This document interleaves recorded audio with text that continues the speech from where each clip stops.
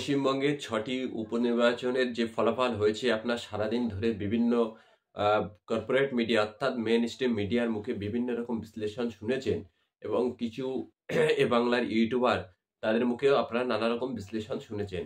কিন্তু বড় মিডিয়াগুলো যেভাবে তাদের অযোগ্যতা বারবার প্রমাণ করেছে, সেই নিয়ে আমাদের কয়েকটি কথা।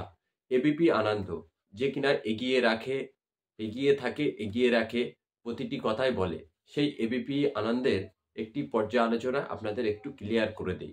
এবিপি আনন্দ বলছে যে ৬টি আ বিধানসভা উপনির্বাচনে বামফ্রন্টের ৬টি আসনেই জামানত জব্দ হয়েছে, কংগ্রেসের ৬টি আসনেই জামানত জব্দ হয়েছে, বিজেপির ২টি আসনে জামানত জব্দ হয়েছে। কিন্তু এই এবিপি আনন্দ এগিয়ে রাখে, পিছিয়ে রাখে, এটাই এদের মূল স্লোগান। এরা এতটাই অযোগ্য, এরা জানে না সিম্বল যার জামানত জব্দ তার। অর্থাৎ হাড়োয়া বিধানসভা কেন্দ্রে জামানত জব্দ হয়েছে আইএসএফ এর। এখানে সিপিএম এর নির্দিষ্ট কোনো সিম্বল ছিল না। অতএব সিপিএম এখানে আইএসএফ কে সমর্থন করেছিল।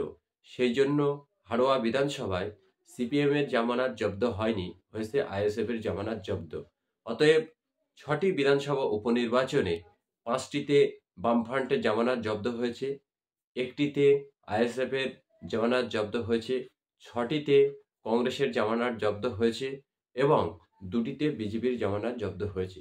এই যে আপনারা বড়, বড় মিডিয়ার বিভিন্ন রকম পর্যালোচনা শোনেন, তারা সূক্ষ্মভাবে এমন জিনিস আপনাদের মাথায় ঢুকিয়ে দেবে, যেটা আপনারা খুব ভালো বুঝতেও পারবেন না।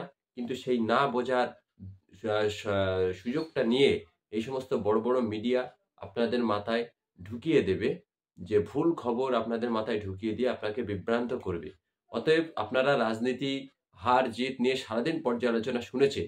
কিন্তু বড়, বড় মিডিয়ারা কিভাবে ছোট্ট, ছোট্ট ভুলগুলো আপনাদের মাথায় ঢুকিয়ে দিয়ে আপনাদেরকে দিকভ্রান্ত করে দিচ্ছে, সেটা আপনাদের মাথায় রাখতে হবে।